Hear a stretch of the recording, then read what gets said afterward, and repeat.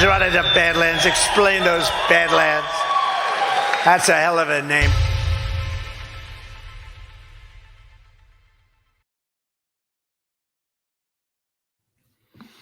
All right, welcome to this week's episode of Breaking History on Badlands Media. Joining me today is the ghost of based Patrick Henry, who is filling in for Sean, who, from many people here familiar with Sean, should be aware that due to certain personal issues, unfortunately, he's had to reduce his workload.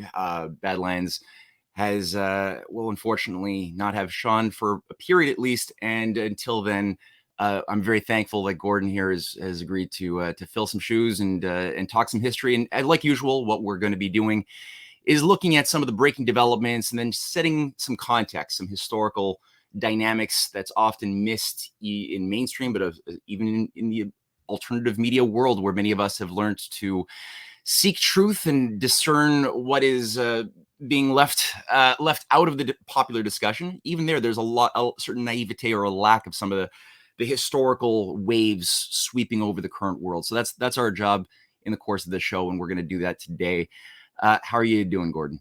I'm great, man. I'm great. This is awesome. I was just telling Matt, we just met for the first time, but I've been a fan of Matt's now for a couple of years. Had mutual friends who turned me on to him. So I was excited when he joined Badlands and started doing the show. I love the show. I think it's something that's sorely missed in all news cycles, but especially this one with the Middle East. I think this show really serves a great purpose right now. So excited. Yeah, I mean, cool. Yeah, me too. And it's important to have a map when going into a new terrain, especially when there's a lot of darkness and there's a lot of potholes, pitfalls. It's easy to make a misstep, even with the best of hearts, if they're not animated by a certain educated mapping in the mind of what is this topography that we're moving through. How is it very similar to similar topographies that past patriots have had to move through wisely in order to make certain miraculous developments a possibility,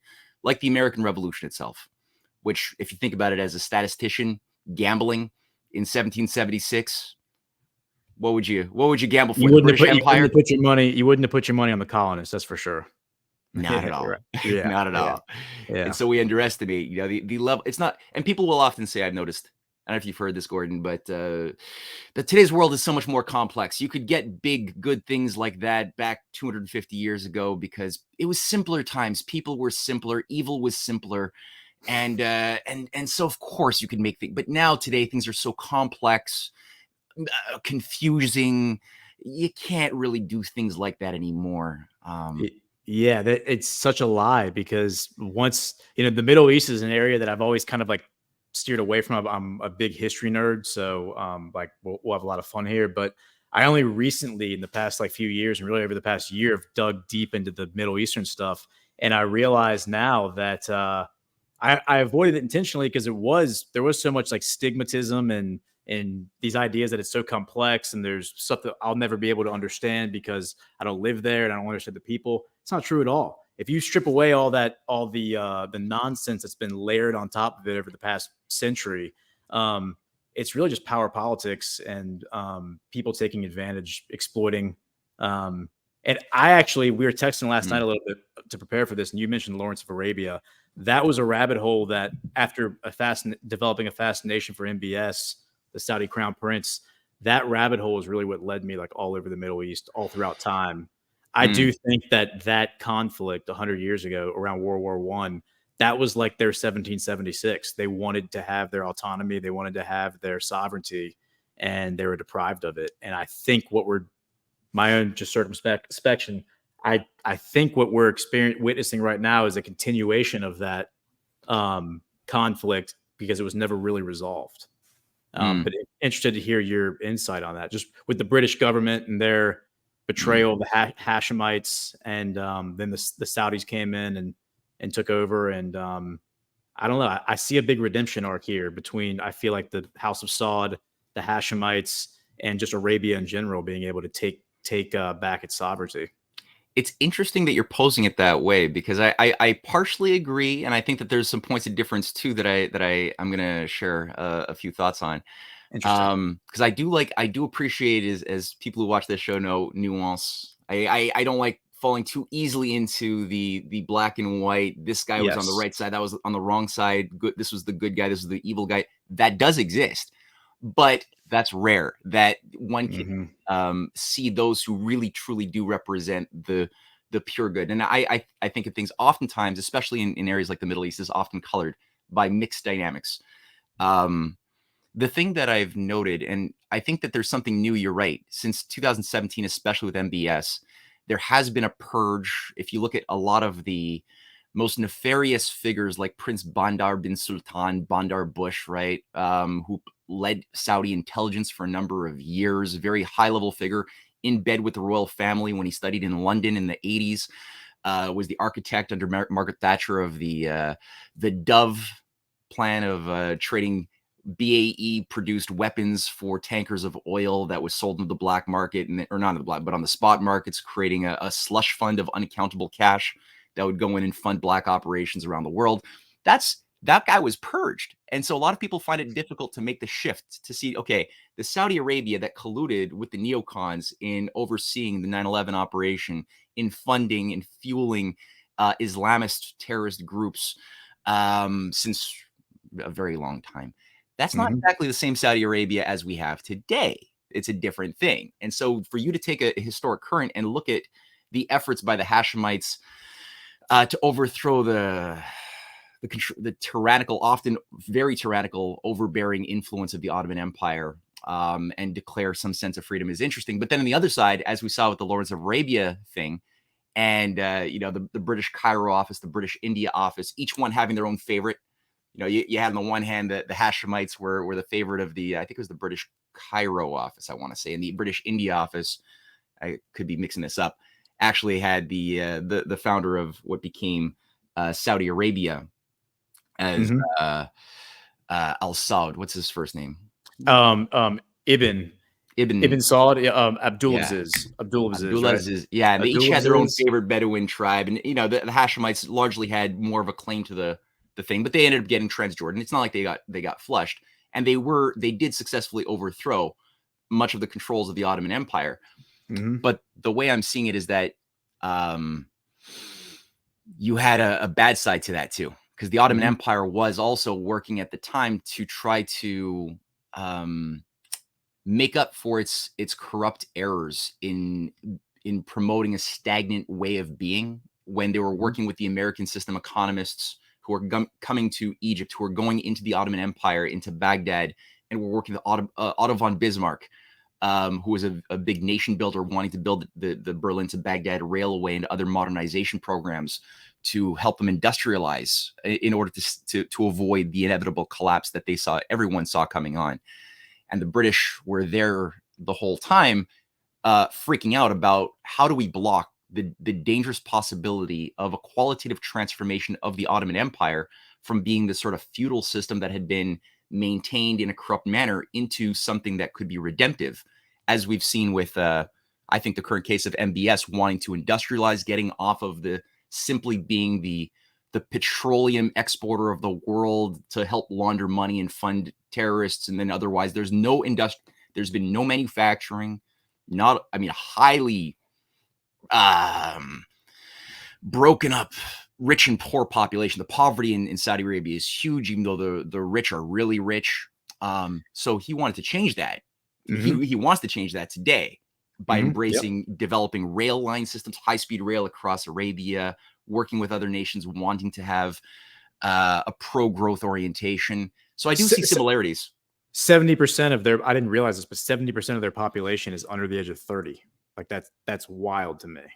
So they have like a huge young population. So yeah, they like developing industry so those people can have jobs. I mean and he's a big tech guy. And I think I've read about him in his biographies and everything that he told his cousins when he was like a teenager that he wanted to be the next Alexander the Great in history.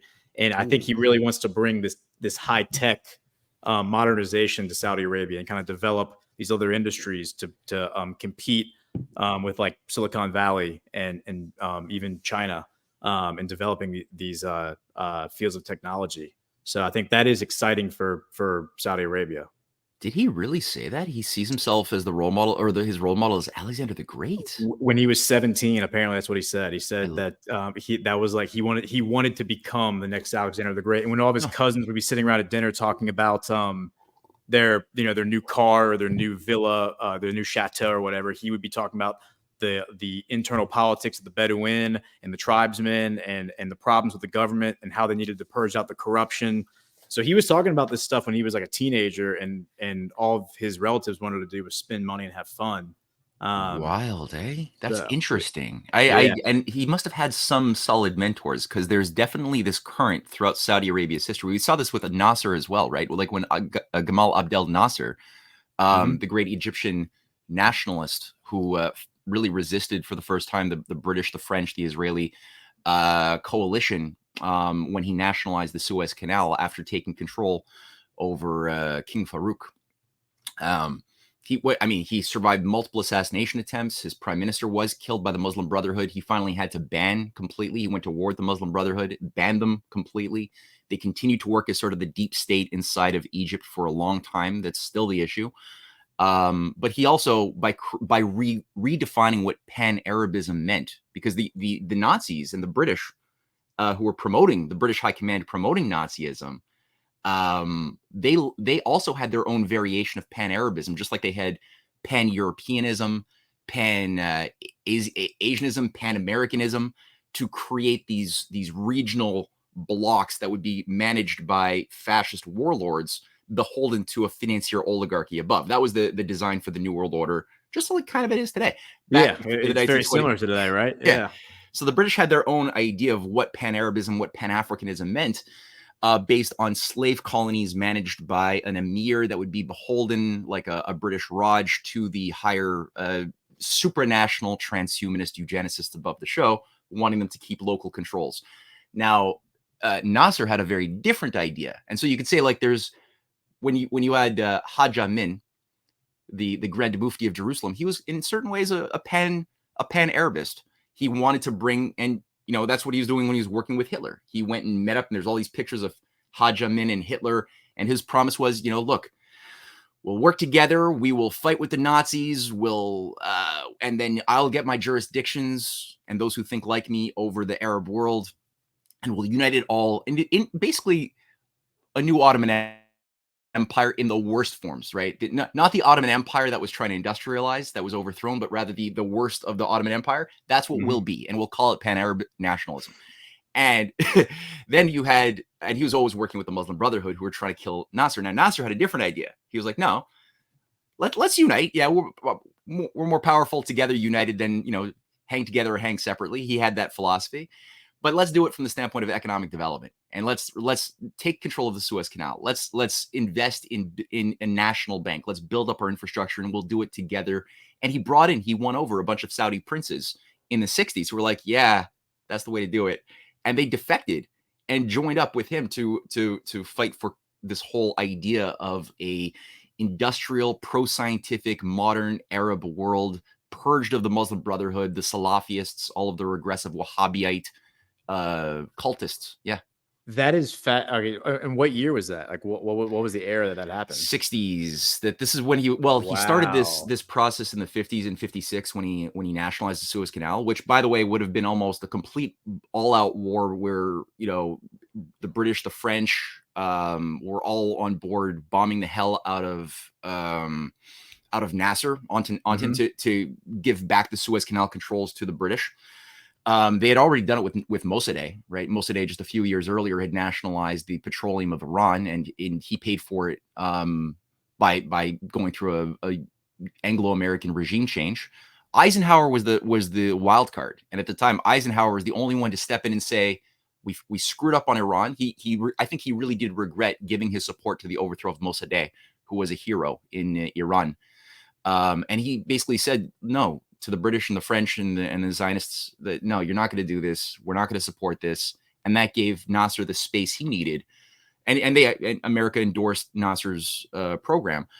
And with that space, then he was able to purge and declare war on the deep state, flush the swamp, and start like really going for collaborative efforts with African nations, with other Arab nations, but also with Asian and European nations like Germany and France, who still had a very vibrant pro-industrial, anti-fascist movement that wanted to revive the Otto von Bismarck, Sadi Carnot pro-industrial thing that was formally trying to build the Berlin to Baghdad railway. And it was the French engineers, right, in 1860, building the Suez Canal in Egypt. It was American military advisors who were sent in to train the Egyptian military after the American Civil War in Egypt as part of this whole breaking the world free of the system of hereditary empires.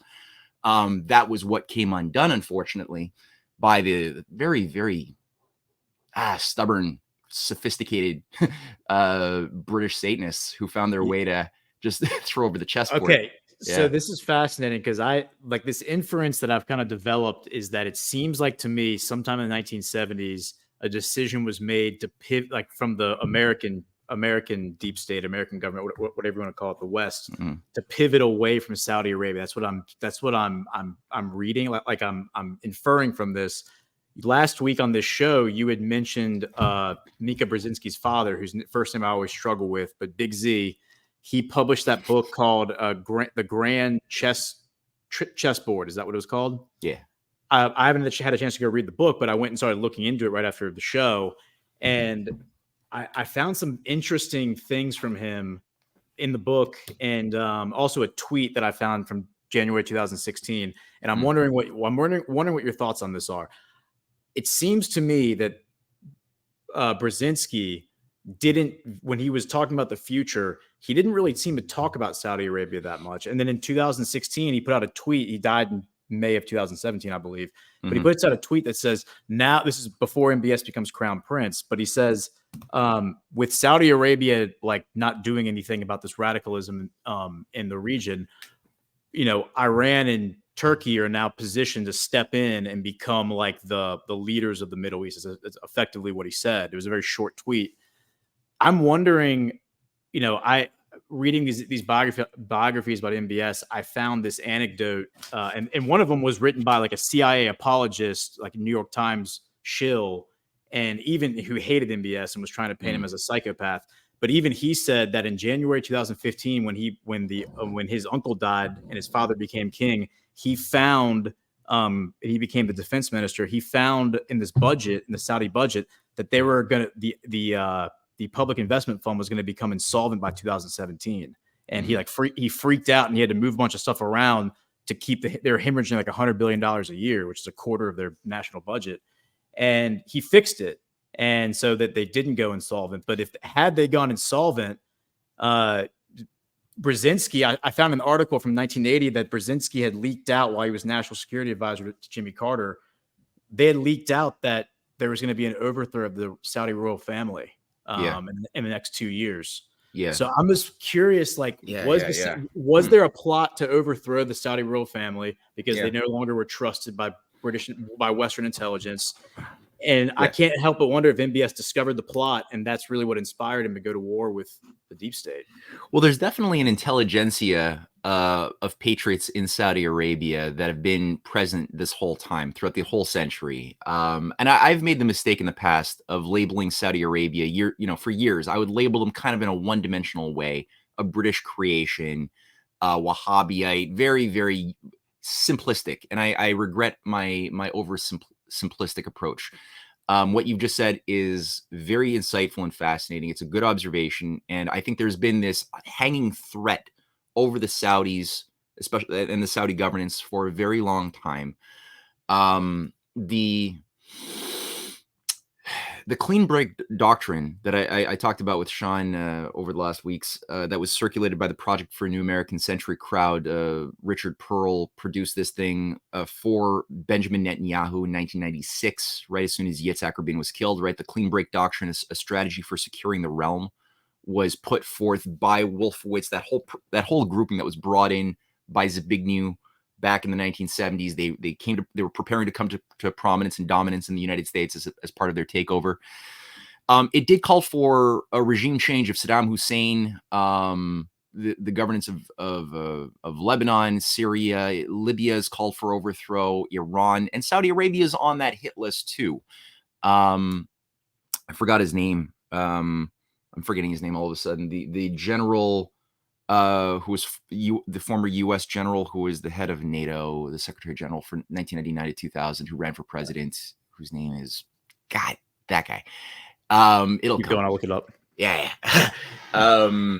He gave a speech also where he pointed out that he was briefed by Paul Wolfowitz as well that Saudi Arabia was on the regime change hit list. So I think Saudi Arabia has had to negotiate for its own survival.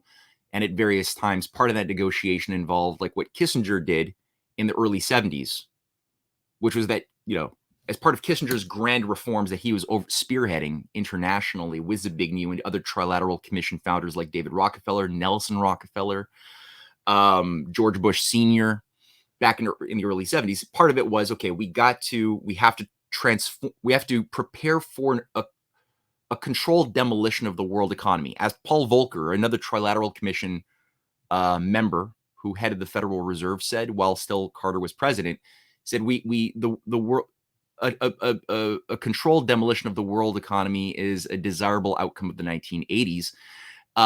They were talking about something actually that went far beyond that, but part of that involved not just separating the US dollar from the gold reserve and the fixed exchange rate mechanism that kept the US dollar from becoming an instrument of speculation, but rather tied it to investments where, instead of speculating on imaginary commodities that don't exist or bundled debts, like we've done in our recent era of clown world, you used to be able, the system demanded that, okay, investments had to be tied to something in the measurable world that you were investing in that somehow had a connection or a measurability in production of food, industrial output, things like that in the 50s, 60s. That's how capitalism works. If you don't have that metric of reality, capitalism is an illusion. It just becomes virtual reality managed by overlord game masters who want to destroy you.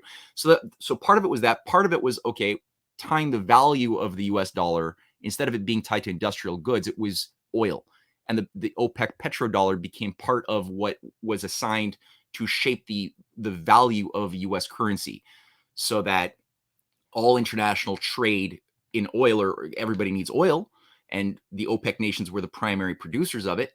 Well, all of a sudden you have to with this settle all trade in oil internationally with US dollars. And then that's where the US dollar became also an economic terror instrument to threaten nations who were not abiding by the rules-based international New World Order that they were told to do, aka globalization was a momentary name given to this thing, as if there was no global trade before that, right? So Saudi Arabia was told, look, if you want to continue with the Nasser Pan Arabic pro-industrial aspirations that you've been showing in the 60s, following the Japanese model, for example, which is what a lot of nations were looking at. They're like, Japan went from a feudal country to being an industrial advanced nation very quickly. The US even helped with that. We can do it. Why can't we do it? And he was told by the new administration over the dead bodies of Bobby Kennedy and Martin Luther King and others that, no, look, the new game is you stick with oil. That's all you're allowed to do. You'll make a lot of money for it, but you're going to play by these rules, and you're going to let go of anybody who wants to develop industry. And you had a Saudi leader in the 70s, King Faisal, who was assassinated as well for his belligerence, for saying, no, we don't want to play this game. He got killed. And they were forced to a true populist nationalist. Yeah. Mm-hmm. Absolutely. Yeah. So they put them back in the cage. And I think, what Zbigniew was saying was largely he's being very honest about it, which is rare for these creeps. Yeah. Well, it's funny because Faisal's son now is his son Turkey. I think he was like the head of Saudi intelligence for like 22 years, but he's actually been one of the spokespeople for MBS since October 7th. He's been one of the guys. He was the guy who came out and first gave the position where the Saudis started to pivot away from the hardline stance that we support Palestine, and started to pivot kind of towards more of like the middle of the road, which is where they are now. Where it seems like they're trying to bring both sides together, and it's just I noticed that Turkey Al Faisal, who's Faisal's son, was front and center there, and I can't help but wonder because it does seem like his father was assassinated. I mean, his father was assassinated, but it seems like he was assassinated by the West, and I just can't help but wonder if that drove him away from Western intelligence. MBS, for what it's worth, the reason that he went on this path was 9/11. He was 16 years old. He watched the second plane hit, and his response to that was, somebody did this in order to turn the world against Saudi Arabia. I am not going to rest until I hunt down every single person who was involved behind 9/11. So that's Powerful. what drove him. That's what put him on the path that he's right now. I find this absolutely fascinating, Gordon. Really, I do. I've found this young guy. I mean, he's 30 something, right? Younger than us, younger than me. I don't know about your age, but he's a young guy. 38, so he's 3 years older than me. Yeah. Well, okay, he's 38. Wow. So Yeah. that's incredible for somebody like that to be able to carry out the type of sophisticated battle. I really I was fascinated to know what's going on in his heart and in his mind. So what you're saying is really clarifying a lot. And also opening a lot of doors that I want to explore a lot more of. But yeah, if you look at it right now, like not only was Prince Bandar and many of the worst elements who are working with the neocons and giving Saudi Arabia rightfully a very bad name. I mean, that was one of the secondary discoveries that people who denied the sort of lone gunman Oswald killed Kennedy, or the planes were just hijacked by a guy in a cave in Afghanistan who orchestrated the shutdown of NORAD that morning, so nobody was paying attention, and then got 2 planes to destroy 3 buildings. And people who denied that like standard model explanation would naturally look for, well, where are the anomalies? Oh, well, you had, most of the hijackers were Saudis, and Prince Bandar's money is behind this, and so that was there to capture more creative minds. The declassification of the 28 pages of the 9/11 Commission report also sealed the deal in many people's minds that this was actually a Saudi conspiracy. It was the Saudis want to destroy us. And so a lot of good people got swept away into this and forgot that, wait a minute, what was the CIA doing? What was MI6 doing? Who was orchestrating this whole battle plan? Do these 16 hijackers, does Bandar bin Sultan represent Saudi Arabia? Not exactly, right? Yeah, exactly. So this fight, this clash of the two Saudi Arabias, I did a book series on the clash of the two Americas to help showcase these two different opposing currents. I think that for anybody in the Arabic world or anything who wants to write a book, I think that would be a very good theme to flesh out the clash of the two Saudi Arabias. And Prince MBS. Yeah, I mean, you look at it, he has really enthusiastically embraced high-speed rail. They're building nuclear power now. China is providing the assistance to build the first nuclear reactors after the UAE. The UAE seems to have a similar intelligentsia, wanting to industrialize. They have an advanced space program. They've sent a satellite to Mars. UAE, Saudi Arabia wants to follow suit. They're inspiring a lot of the nations who have been kept underwater, underdeveloped, in corruption, in divide to conquer strategies for decades and decades, gasp for breath, thinking, well, maybe there's finally a chance for us to have the industry that our leaders in the 50s and 60s were killed trying to provide for us. Maybe now is the time, because unlike the 50s, today's the United States and Europe is bankrupt as all sin. Back then, there was still a viable, strong economy. Today, that's teetering on a bubble of unpayable debts, threatening to render a lot of things into a chaotic state. And you have also viable pro-industrial, pro-growth civilizations in Eurasia who are providing sort of a sphere of protection to stop some of this regime change, like we've seen in Syria, which only avoided a Saddam Hussein experience, or in Turkey, when Erdogan avoided a Saddam Hussein experience in 2016, largely because of the Russian intelligence and Russian protection, and big time for Bashar al-Assad and other nations as well, who are now seeing, and I think you're right, the middle ground that Saudi Arabia has tried to take. They're able to see the nuance in Israel too, that there's not just one crazy ass Bibi Netanyahu Israel that wants to have a greater Israel purged of Arabs that is even if it means burning the world in an Armageddon, it's okay, because we'll all be reincarnated forever as the chosen people into eternity. No, there's actually a sane pro-industrial intelligentsia in Israel, although we haven't seen too much of them with public power in recent years. Despite that, Saudi Arabia understood that we can talk to that. China and Russia understood we can talk to that and help provide that grouping the space it needs by helping to normalize relations, recognizing Israel, which Saudi Arabia and the UAE and Egypt were spearheading with the help also of Donald Trump, who put forth this whole design with the Abraham Accords. And China and Russia, big time, were very supportive of finally creating a stabilization so that real industrial investments could occur finally in this area. Mm-hmm.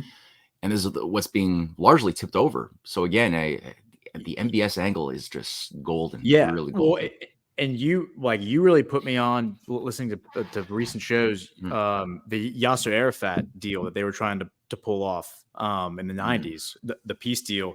So I went and looked in. So Faisal bin Farhan, he is the foreign minister for Saudi Arabia. He was born in West Germany, speaks fluent German, was raised in West Germany back in the 70s. He was appointed in 2019 to be the foreign minister. And since 2020, he's been working on this Israeli Saudi peace deal. And the crux of it, the foundation of it, is the 10-sentence Saudi initiative from 2002, which is based on the Yasser Arafat deal from the 90s of a two-state solution. So he's been working on this for 3 years. And it's just very interesting to see that, like, time's a flat circle. It's like people tried to negotiate a two-state deal, and they ended up getting assassinated. And now it's like we're trying to negotiate another two-state deal all over again, and you get the Hamas attack on October 7th. And it's just like you said with September 11th.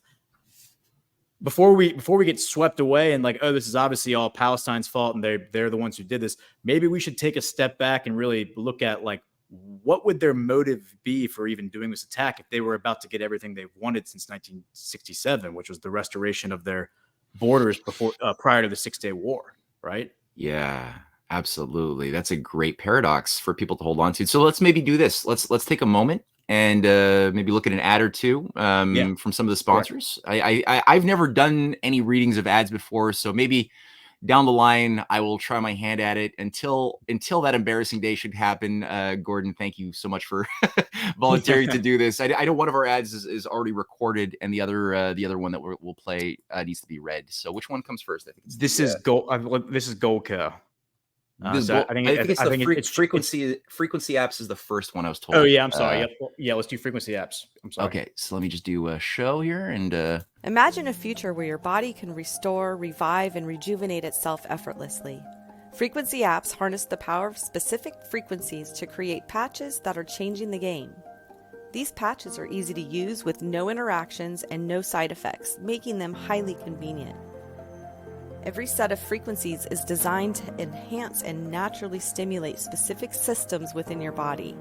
Once applied, these frequency apps emit targeted frequencies that communicate with your body, helping it awaken its natural responses without any side effects.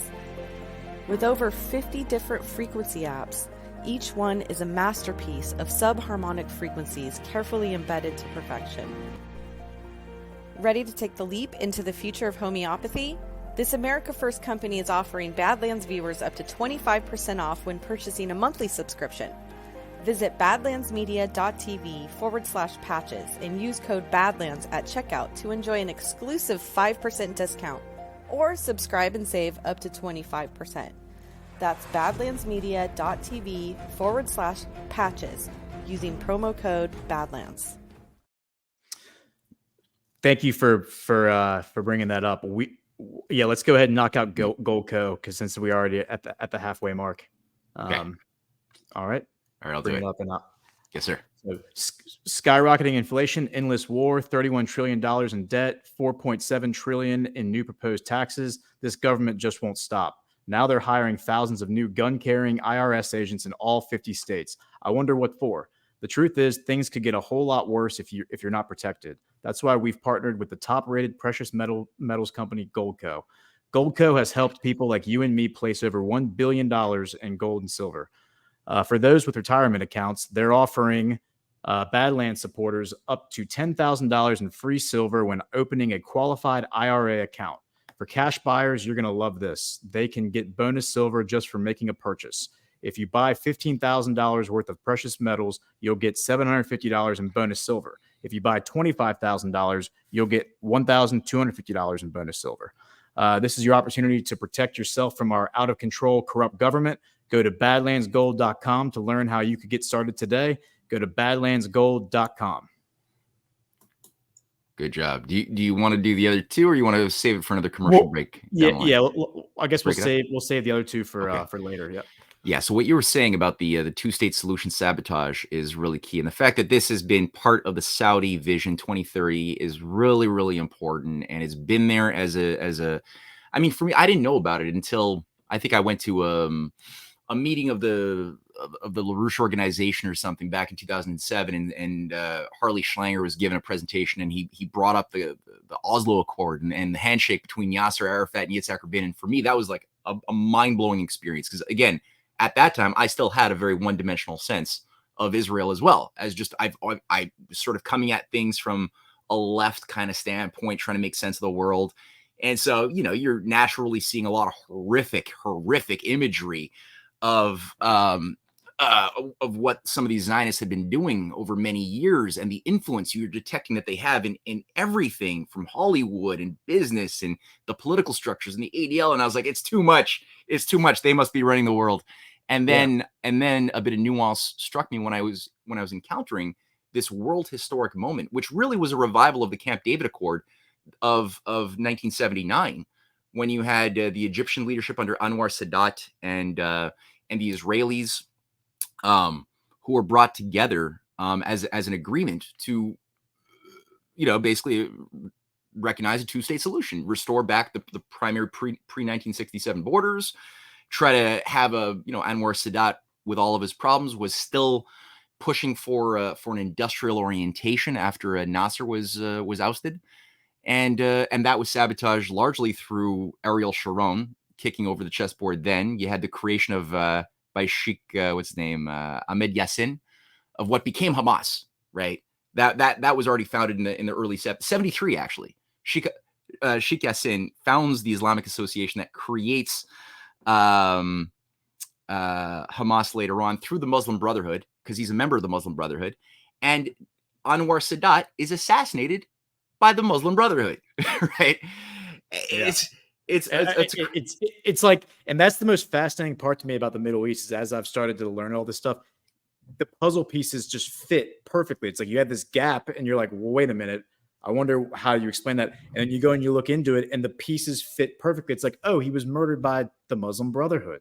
And like you've talked about the Muslim Brotherhood's creation, going back to the Salafi schools in the 1880s, ultimately being created by Hassan al-Banna in 1928. But prior to that, they were first created by Ibn Saud in 1902. He creates the first iteration, the Ikhwan, the Muslim Brotherhood, conquers Arabia with them.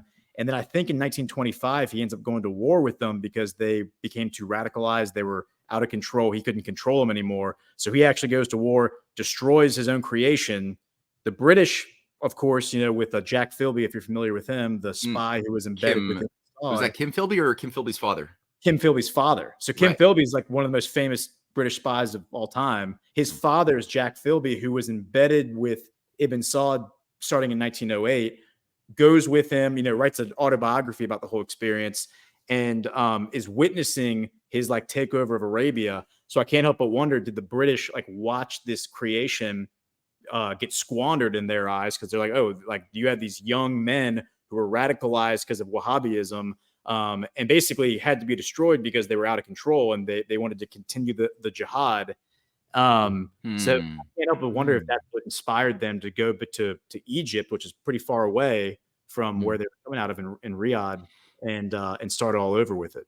It's a great question. Yeah, I mean, certainly the British Cairo office was one of the core control zones or headquarters for the entire Arab world during that time. The British mandate over Palestine that they gave themselves was run through the British Cairo office. But you also had the British India office, because the point of Egypt strategically for the British Empire was that's the entry point for India, because India is the crown jewel. That's strategically needed to control Asia. So when the Suez Canal was created, all of a sudden that cut off something like 25, 30 days of travel. That's strategic. Who controls that? Controls Eurasia. So the British put a lot of effort into taking control of the Egyptian economy. And one of the ways that they control is through ideological matrices. So you have to create subcults, synthetic thought matrices that will be predictable. And this is where radical religious organizations of any coloring are very useful to be cultivated, because they're predictable. You know what they're going to do. and because they have a religious charge to them, there's a lack of and I'm talking like the worst kind of religious charge, not like the devout humility Yeah. that one should have when one Radical loves God, and zealots. the zealot thing, exactly. That's something which becomes not very self-introspective. It becomes much more obedient to a priesthood that it charges up that revs the engine of their devotees, who conduct some form of jihad or crusade or whatever for whatever they're told is prophecy. So you know what they're going to do. They don't really ask too many questions when they're given supplies or logistics or support or guns from Western intelligence. It's like God's will, you know. God's will wants us to win. So of course, mysterious forces are giving us money and logistics and supporting us. It's just, But part of this too is that sometimes, oftentimes, it becomes a bit of a Frankenstein monster in some ways as well.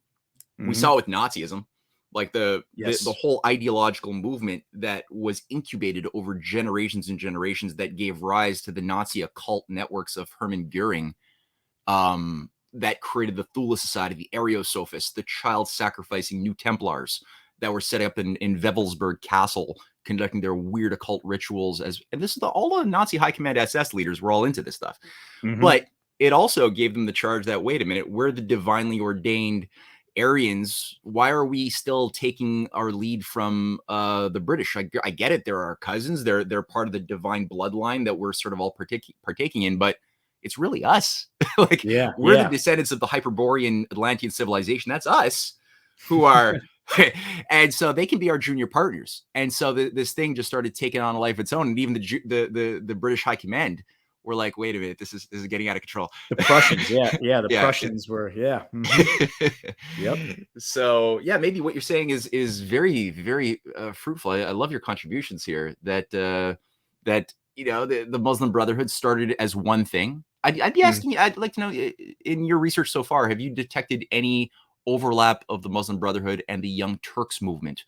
That's a fantastic question, because the way the Young Turks came about in Turkey, I haven't, but that's really more. I would think that's just because they were in Eastern Arabia at the time, kind of focusing on consolidating their power there, and they didn't even make it over to Western Arabia until the 1920s. But I can't help but wonder if the Young Turks, the people backing the Young Turks, were similar to the people backing the Bolsheviks, backing the Al Saud, backing these different groups. Because the Young Turks, what they did in Turkey, that was like a communist revolution, right? That's what they're trying to do, at least. Yeah, it was. It absolutely was. And people like Alexander Helfand, Parvis, Giuseppe Mazzini's grandson, who was at the time the head of the P1 Freemasonic Lodge. Because we all know of the P2 one, because most people have watched The Godfather Part 3. And so that's what popularized the P3 Freemasonic Italian Lodge. But there was a P1. The P1 was the Mazzini Lodge that was running the First International and the Second International. Yeah. And it was also running the whole Young Europe movement. So the whole Mazzini, Palmerston, Young Europe movement that had its American outgrowth as well. Two branches, North, that gave rise, its controller was Emerson and the Transcendentalist occultists in the North. And they had a Southern branch around Albert Pike and Colonel George Saunders, no relation to KFC. Who represented the Young America Southern branch that gave rise to the remixes of the Southern right Freemasonic groups, as well as the KKK. But in the late 1890s, the young Ottomans became largely rebranded as the Young Turks, and Parvis, again Mazzini's grandson, operating still out of Italy with a branch of certain Freemasonic groups in Cyprus and Greece, were managing this from afar, infusing guns, infusing weapons, infusing other things into these groups. I don't know what their thought matrix was. I don't know what their philosophy was. That's why I'm fascinated. I'm curious if there was a Muslim Brotherhood orientation, or was it just like Bolshevik, like the worst elements of the Bolshevism, communism, atheism? Was that it? It couldn't have been that. It had to have a Muslim. That's what I think it is, because I do know that there was a guy named Carasso, whose brother went on to form Dan and Yogurt. His brother was the founder of Dan and Yogurt, fled Turkey at the time of the Young Turks, and then he goes on to create Dan and Yogurt in Spain and France. But his brother, who they called the Dark Water, I think it was Emmanuel Carasso, Curasso. He was a Sephardic Jew who basically the Young Turks used to convince all the Jews in Turkey to trust the Young Turks. And that ultimately resulted in them being either oppressed or murdered. And then Carasso also went on to help facilitate the Armenian genocide. So they were using subversive Jewish leaders, guys who were Jewish, to say, "Hey, Jews, trust these guys. They're like you're a Turk first. Remember, you're Turkish first and Jewish second." That was his rhetoric. Yeah. Is you're a Turk first and Jewish second. So trust these guys. These guys have your back. A lot of people left because they're like, "Nope, we're getting out of here. We're not going to stick around for this." But the ones who stayed, it was to their own detriment. It's my understanding. Yeah, that's interesting. That's very, very interesting. Because definitely Parvis is very close. And I didn't know about Carasso. I'm really sad to hear about Danone yogurt. I just found out about Oreos being tied to the Knights of Malta, hence the crosses. That blew my mind. And I love Oreos too. So it's really sad. Really? It's a whole thing. I had anyway. But Parvis, and I'm going to look into Carasso, but Parvis was definitely very close with Jabotinsky as well. Vladimir Jabotinsky being one of the close colleagues of Theodor Herzl, and who oversaw the program of bringing all the Jews internationally into this one little area. The Young Turks definitely, on top of the genocide against the Armenians, they were also used for sure to weaken an already weakening Russia that was targeted for regime change in the Balkan Wars in 1912, 1913. That really, really hollowed out a crippled Russia, while the same forces who are working with Trotsky as well, like Trotsky is sending his Jewish colleagues in Russia to go and train under Jabotinsky and become part of Jabotinsky's operation to carry out atrocities in the Muslim world. Well, at the time, it was still a Muslim world, in the Holy Land, so-called, in order to create these intergenerational hostilities and prepare the groundwork for what would be a purgative bloodbath that would then resolve the historic multi-millennial prophecy of restoring a greater Israel homeland Jewish empire to the people. But they were all part of the same. In my assessment, these were all atheists who didn't believe in anything except Satanism, probably. Agreed. And they will just utilize useful idiots who are swept away by fiery religious language and not realize how they're being used for a geopolitical effect. I completely agree, which is why I always tell people to kind of defect from the religious branding of these conflicts, because if you peel that away, it becomes a lot easier to understand when you're not looking at it through those lenses. One thing I did think was really interesting. We were just talking about this on the news, the Badlands news show, was I've been tracking in Sudan. So Sudan recently approved back in February the Russian naval base. Yeah, on the Red Sea. Yes, that's the first Russian naval base on the continent of Africa ever, which is mind blowing to me. But Joe Biden then comes in September. This gets announced last year. They're reviewing the proposal. Joe Biden comes in. They haven't had an ambassador from America since 1995. Suddenly gives them a high-ranking John Goffrey, who's a high-ranking senior foreign service executive from the State Department, becomes the ambassador to Sudan. He tells them in September of 22 that if you don't do what we want you to do, meaning reject this proposal, don't work with Russia, we are going to use there's a news article I have for this. We're going to use our political clout, our influence, and our economic might to crush you, Sudan. So you better turn against this. In February, they announced we have agreed to accept Russia's proposal. We are going to let them build this naval base. And a few weeks later, a civil war breaks out in Sudan, which they've been engulfed in ever since. So I can't help but wonder, that's certainly happening from the State Department. I also noticed that there's another news story that Israel or Bibi Netanyahu is offering to Egypt, if they help them with this Gaza situation and work with them on it, they will pay off their IMF loans, and which they're drowning right now. Egypt is drowning in debt right now from the IMF. So they're kind of using that debt, like to the point you were making before about using the debt against these nation states. That seems to be happening in both Sudan and Africa. Yeah, So, yeah. Well, that's what originally.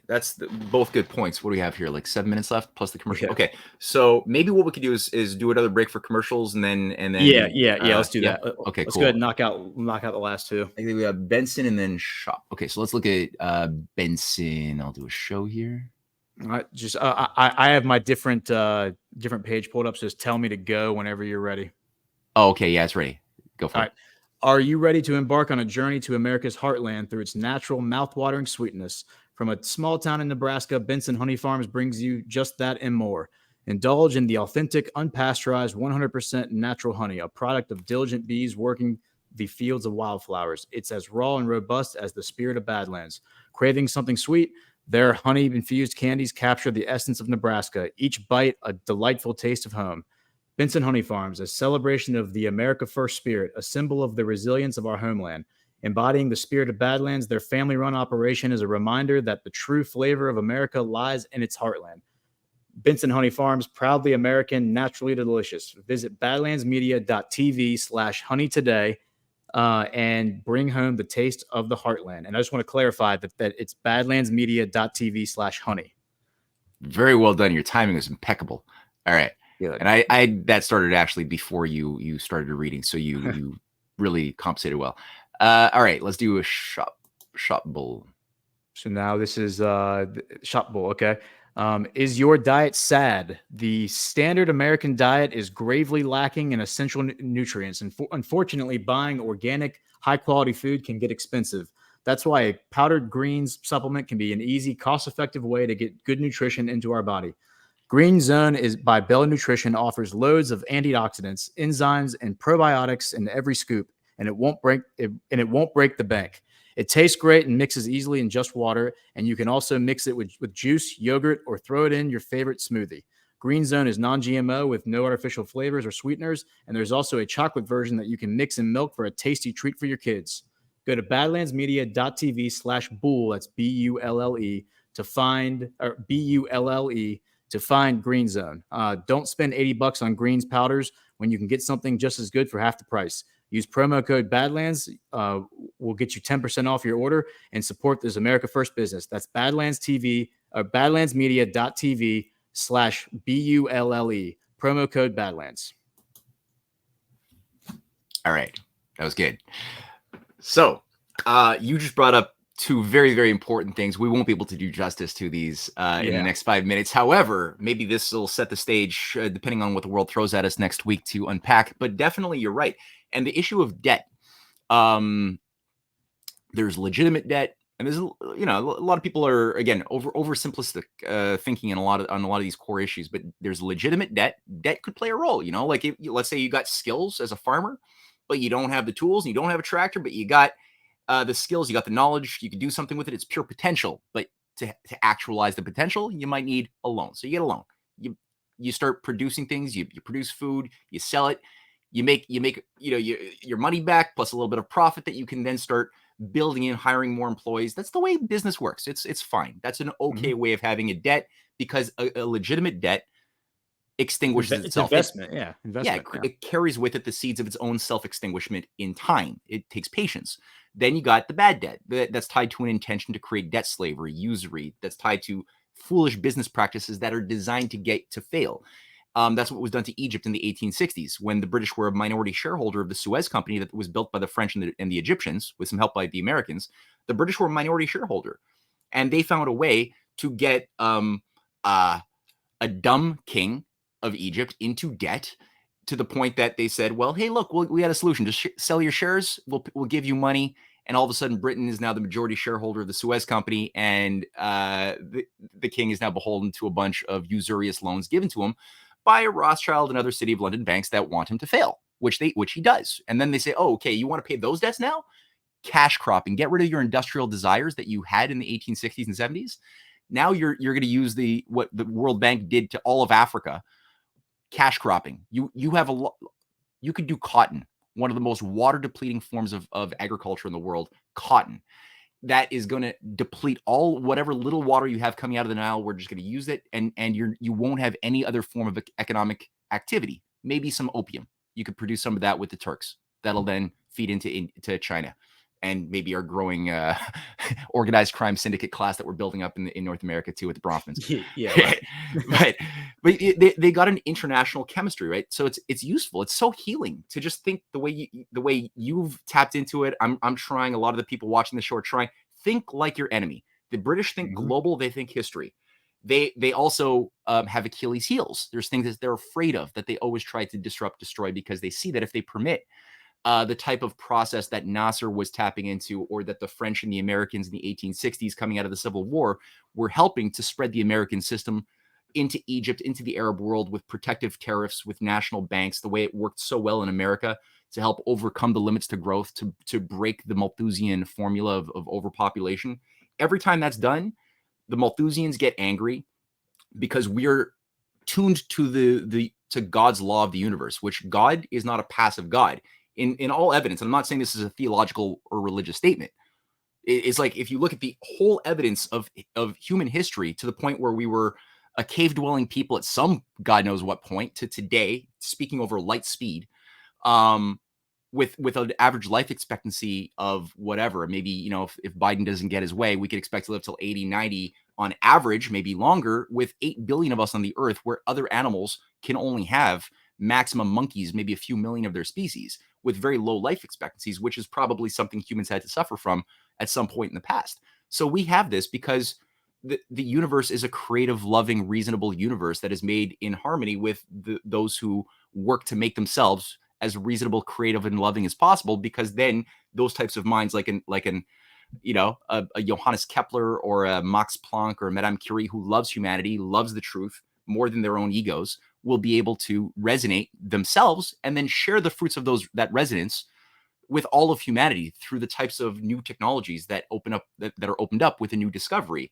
into the secrets of the universe. And the oligarchy despises that. And industrial civilization is a really good way to maximize the potential to give more people the chance to tap into that power within them, which you couldn't have if you were, a feudal, local, collective, feudal system of controls like we had for most of human history. Most people are just toiling the fields 14 hours a day. Yeah. Like, you're not going to develop your genius at that state.